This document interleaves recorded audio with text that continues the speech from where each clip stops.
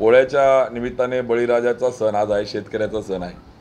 आणि म्हणून जिल्ह्यातला शेतकरी, विशेषतः दूध उत्पादक, जी AGM होते, वार्षिक सर्वसाधारण बैठक, त्याकडे डोळे लावून बसलेले आहे की दूध उत्पादकाला आता तरी न्याय मिळेल या भावनेने त्या ठिकाणी आहे. आणि म्हणून आम्ही पण म्हटलं की झाल्यावर आपण प्रेस घेतलं का लोकांना असं वाटतं आरोप करण्यासाठी घेतली, पण आम्ही या सत्सविवेक भावनेने आजची प्रेस घेतो आहे की त्यांना सत्सविवेक बुद्धी मिळो, शेतकऱ्याला बळीराजाला न्याय देण्याच्यासाठी अजून 1.5 दिवस हातात वेळ आहे, त्याच्यातून त्याला सद्बुद्धी येवो म्हणून त्या ठिकाणी आज ही पत्रकार परिषद आपल्या माध्यमातून बळीराजासाठीची आम्ही त्या ठिकाणी घेतोय.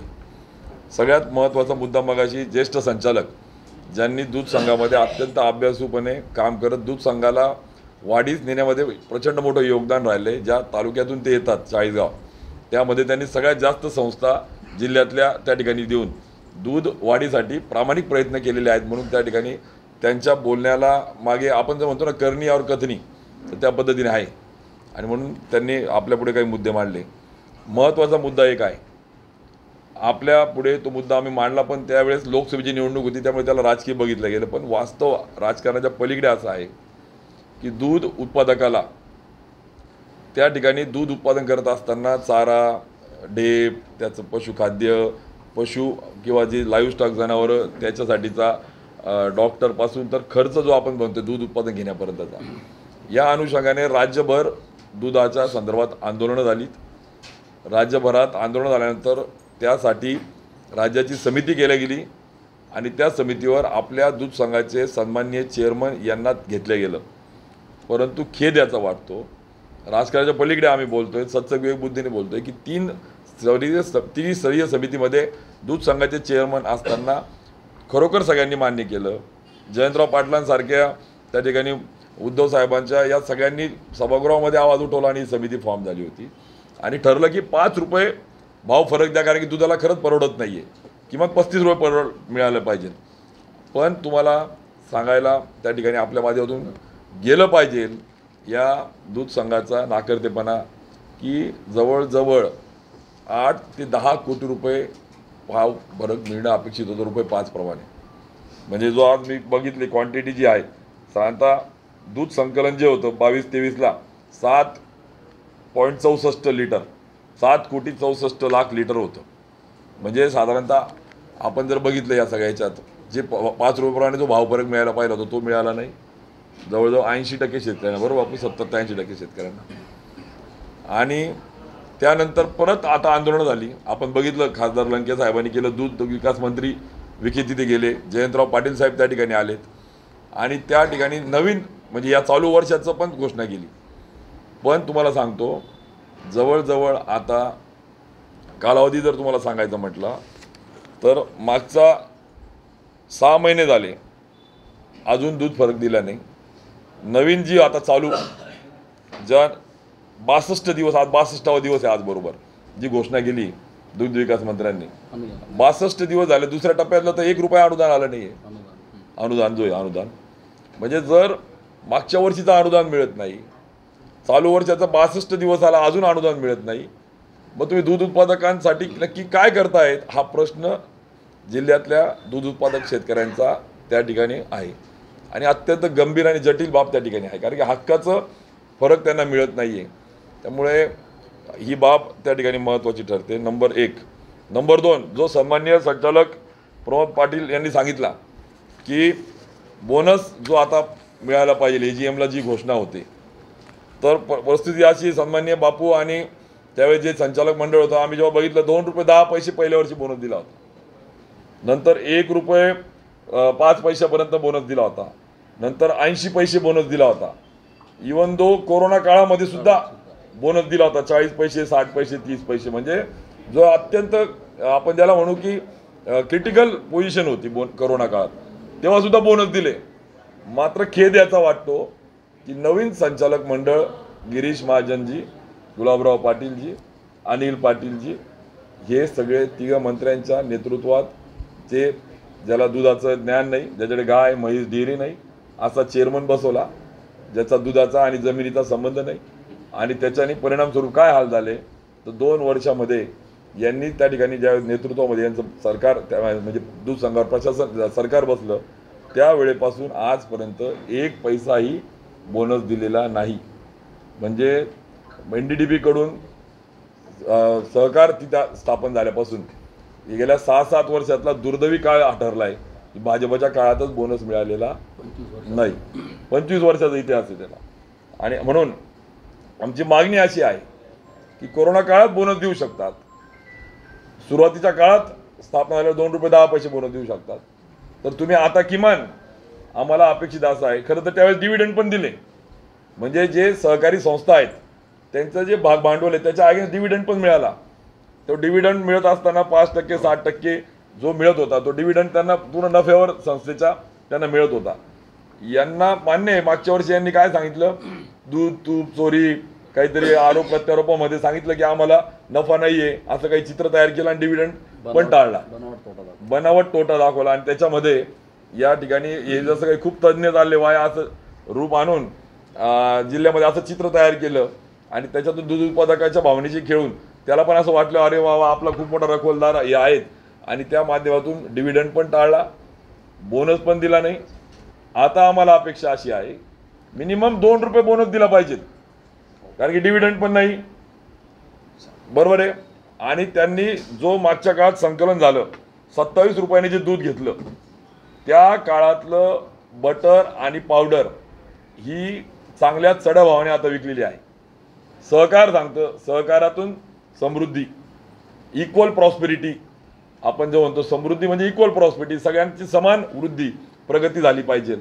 तर ज्या शेतकऱ्यांच्या दूध उत्पादकांच्या दुधातून तुम्ही बटर आणि पावडरचे पैसे त्या ठिकाणी आता प्रॉफिट घेतलाय, तो प्रॉफिट त्याने शेअर करा. तो तुम्हाला मजा मारण्यासाठी नाही आहे, तुम्ही मौज मजा करण्यासाठी नाही तो प्रॉफिट. आणि किमान तुम्ही म्हणून आम्हाला त्या ठिकाणी 2 रुपये बोनस जर दिला तर मागचा पण बॅकलॉग कव्हर होईल आणि त्याला काही हातामध्ये पडेल आणि दूध उत्पादकाला न्याय मिळेल ही अपेक्षा त्या ठिकाणी आम्हाला आहे. आणि म्हणून आज आम्ही दूध उत्पादकांच्या माध्यमातून ती मागणी त्या ठिकाणी करतोय. नंबर 1. नंबर 2 की आम्हाला या ठिकाणी सांगायचं की मागच्या AGMला गंभीर बाब आहे, गिरीश महाजन साहेब मोठ्या याच्यात बोलले होते की महिला सक्षमीकरण करू.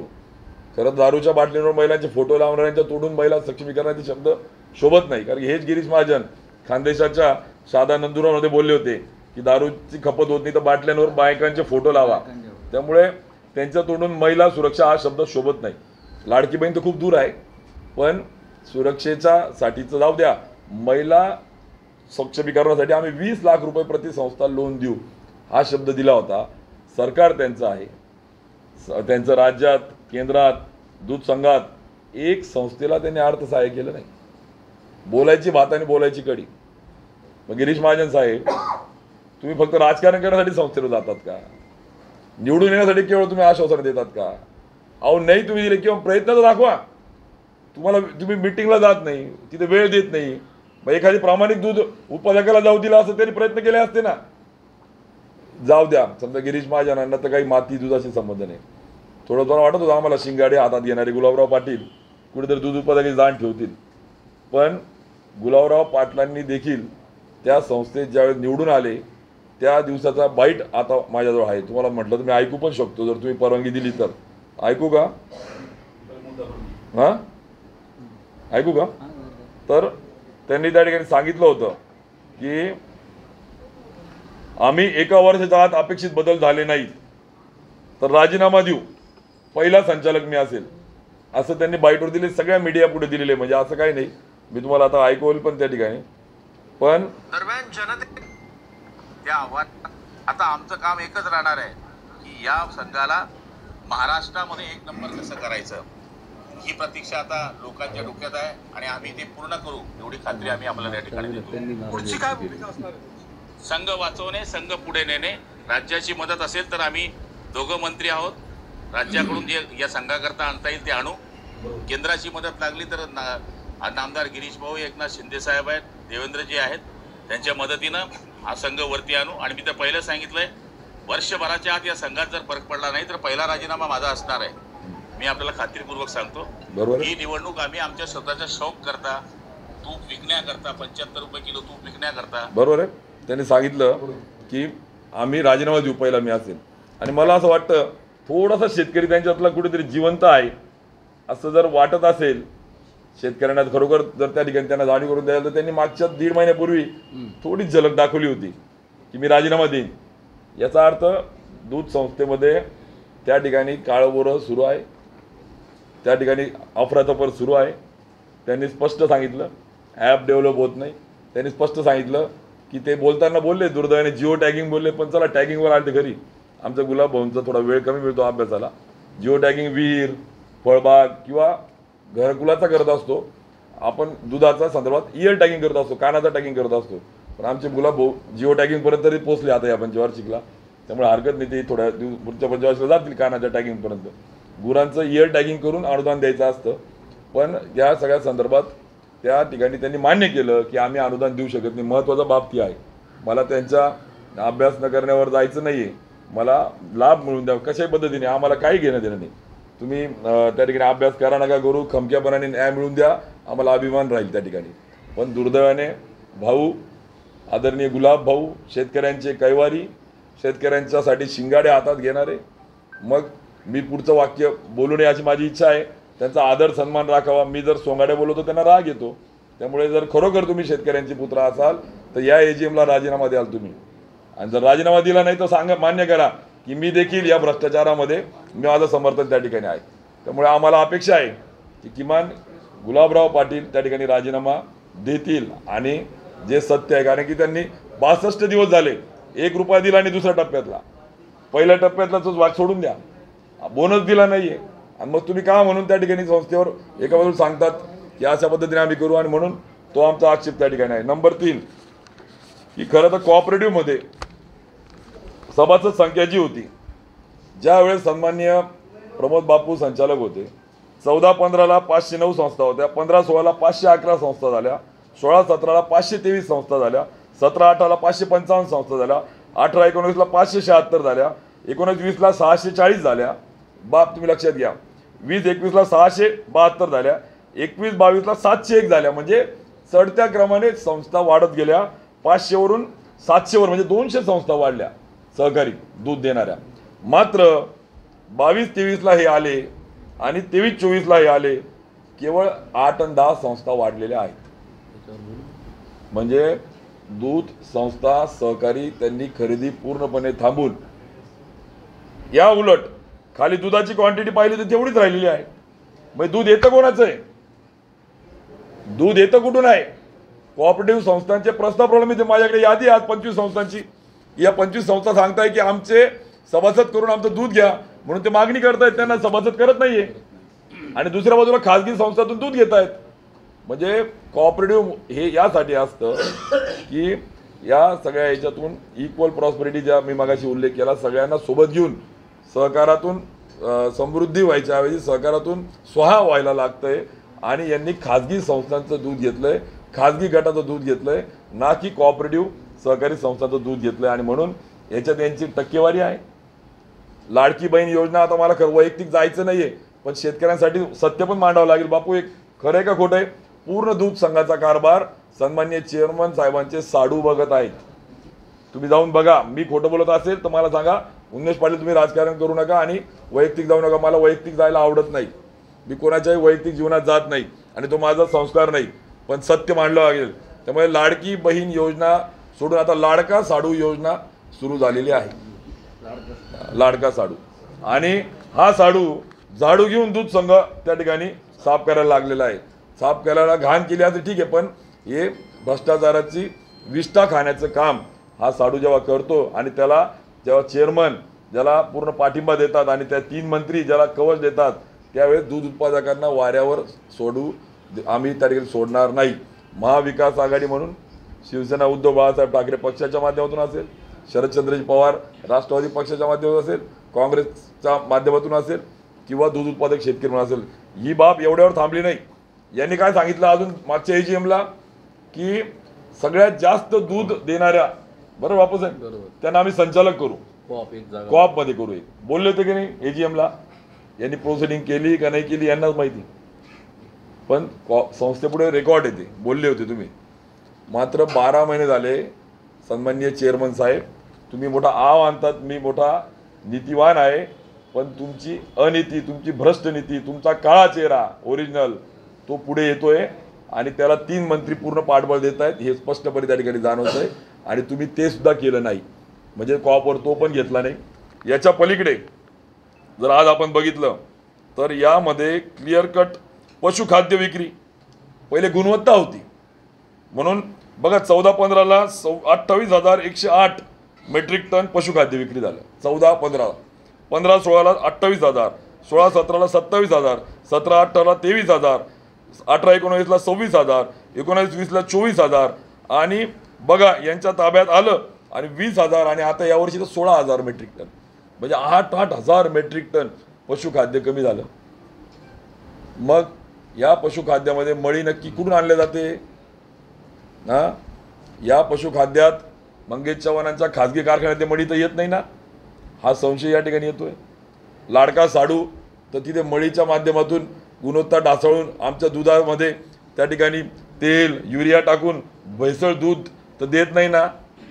तुम्हाला सांगतो ही गंभीर बाब आहे. दूध याला अमृत म्हटलं जातं, आईचं दूध हे अमृत म्हटलं जातं, गाईचं दूध हे अमृत म्हटलं जातं. आणि दुर्दैवाने या ठिकाणी काही भेसळचे प्रकार चालू आहे. जर यांनी थांबवले नाही ना, आता तुम्हाला सांगतो पुढच्या 8 दिवसात जर यांनी ही भेसळ थांबवली नाही तर यांची भेसळ सुद्धा मी जिल्ह्यापुढे आणेल. तुम्हाला सांगून ठेवतो, युरियाचं दूध करतात, गोड तेल टाकून दूध करतात, फॅट लागावे म्हणून भेसळ करतात. अक्षरशः दूध संघाच्या क्वालिटी कंट्रोलचा एक माणूस जिभेला सुद्धा ते दूध लावत नाही, इतकी भेसळ त्या ठिकाणी सुरू आहे. आणि म्हणून आणि दुसऱ्या बाजूला आम्ही दूध अमृत गोल्ड किती डिमांड होती काय त्या ठिकाणी. आज आपण जर बघितलं यांचा सेल्स डाऊन होतोय दिवसेंदिवस. या सगळ्या परिस्थितीमध्ये मागच्या वर्षी यांनी तोट्यात दाखवायचा प्रयत्न केला वेगवेगळ्या पद्धतीने. आणि म्हणून माझं या सगळ्यांना आव्हान आहे की आपण भाव फरक अनुदान द्या. आणि तुम्हाला सांगतो की यांनी काय केलेलं आहे, आता जवळजवळ आमचं म्हणणं जे आहे की तुम्ही जे बटर आणि जी पावडर होती तुमची याच्यामध्ये नोव्हेंबर ते एप्रिल 27 रुपयाने जे दूध खरेदी केलं ते आता जास्त भावाने विकले गेले, त्याला भाव आला आता. आणि तो फरक तुम्ही द्या म्हणून मी ते बोनस मागतोय. आणि म्हणून आज एकंदरीत या सगळ्या जर बघितलं आपण तर यांचं अमृतधारा पुसत इथून दूध घेणे देणे चालतं. पुसत म्हणजे मागच्या संचालक मंडळाला कदाचित कोल्ड स्टोरेज विदर्भातलं का पश्चिम महाराष्ट्राला मिळालं तेव्हा यांनी मोठं आकांड तांडव केलं होतं.